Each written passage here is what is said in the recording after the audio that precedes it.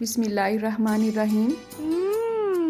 Tasty. जी हाँ, आज हम बनाएंगे बहुत ही टेस्टी शकरकंदी की चाट। तो आज की वीडियो 2 इन 1 रेसिपी है। बहुत ही छोटी सी वीडियो है। शकरकंदी को हम बगैर उबाले हुए रेडी करेंगे और साथ ही साथ इसमें इमली की चटनी भी रेडी करेंगे। इस ठंडे मीठे मौसम में इस चटपटी सी रेसिपी को जानने के लिए वीडियो के एंड तक मेरे साथ रहिएगा। तो चलें अपना टाइम वेस्ट किए बगैर अपनी रेसिपी स्टार्ट करते हैं।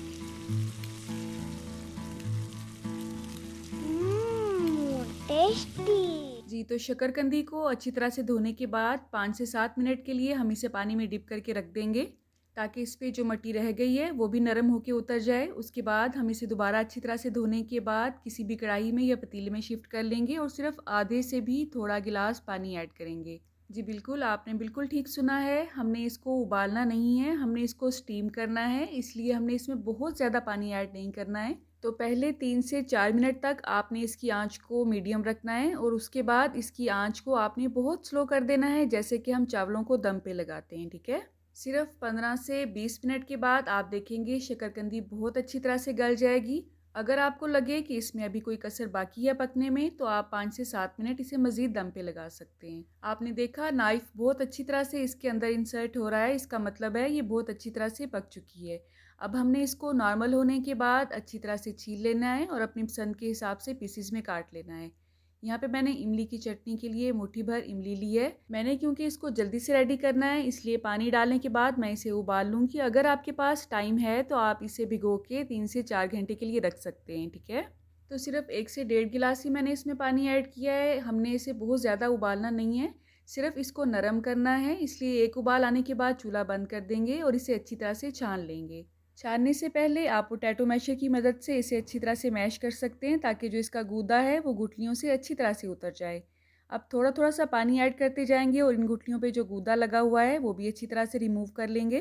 तो इस सारे प्रोसेस का मकसद इमली के पल्प को अच्छी तरह से इमली से निकालना है। अब यहाँ पे मैं आपसे माजरत खा हूँ क्योंकि एक वीडियो का क्लिप मेरे से पता नहीं किस तरह से मिस हो गया, जिसमें मैंने इसमें स्पाइस ऐड किए हैं। तो इसमें हमने ऐड किया है आधा चम्मच चिली फ्लेक्स, आधा चम्मच चाट मसाला, थोड़ा सा नमक और हस्बे ज़रूरत आप इसमें गुड़, चीनी या शक्कर ऐड कर सकते हैं। मैंने इसमें 4 से 5 खाने के चम्मच शक्कर की ऐड किए हैं। अब एक उबाल आने के बाद हम इसमें कॉर्नफ्लोर और पानी का मिक्सचर ऐड करेंगे। 2 चम्मच कॉर्नफ्लोर को मैंने 5 से 6 चम्मच पानी में अच्छी तरह से मिक्स किया है। इतना मिक्स किया है कि इसमें कोई गुठली बाकी ना रहे। अब इसे इमली के पल्प में ऐड करने के बाद मुसलसल चम्मच हिलाना है, वरना इसमें गुठलियाँ बन जाएंगी। ठीक है, अगर आप इसमें कॉर्नफ्लोर ऐड नहीं करना चाहते हैं तो आप इसे मुसलसल पका के भी गाढ़ा कर सकते हैं, लेकिन ज़ाहिर है उसमें टाइम फिर बहुत ज़्यादा लगता है और उसमें चीनी और शक्कर भी ज़्यादा ऐड करनी पड़ती है आपको। तो ये शॉर्टकट है इमली की चटनी बनाने का। अब इसे 2 से 3 उबाल आने देंगे ताकि ये अच्छी तरह से थिक हो जाए। हमने इसे बहुत ज़्यादा गाढ़ा नहीं करना है, बस इस तरह से ये रनी कंडीशन में होना चाहिए, लेकिन गाढ़ा होना चाहिए।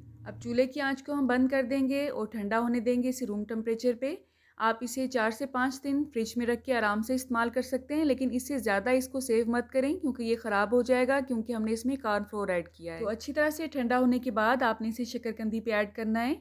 अगर आपको शकरकंदी के पीसीस ये बड़े लग रहे हैं तो आपने परेशान नहीं होना है, आपने अपने हिसाब से ही इसकी कटिंग करनी है।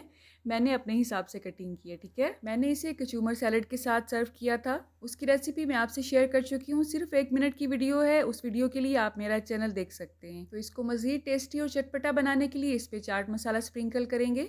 इससे पहले भी मैं आपसे शकरकंदी की वीडियोस शेयर कर चुकी हूँ। उसमें एक रेसिपी में हमने इसको तवे पे भुना था। उसका टेस्ट बिल्कुल ऐसा ही होता है जैसे कि पठान की रेडी वाला भुनी हुई शकरकंदी का होता है। तो इस कचूमर सलाद में मैंने गाजर, मूली, सेब, प्याज और शलजम ऐड किया है। साथ ही साथ थोड़ा सा फ्लेवर देने के लिए मैंने इसमें किशमिश ऐड की है, लीमू का रस है और चाट मसाला है। तो आपने इस रेसिपी को ज़रूर ट्राई करना है। अच्छी लगे तो दूसरों से शेयर ज़रूर करना है। अल्लाह आप सबका दस्तरखान सजाए रखे और हम सबको सेहत और ईमान का रिस्क अता फरमाए।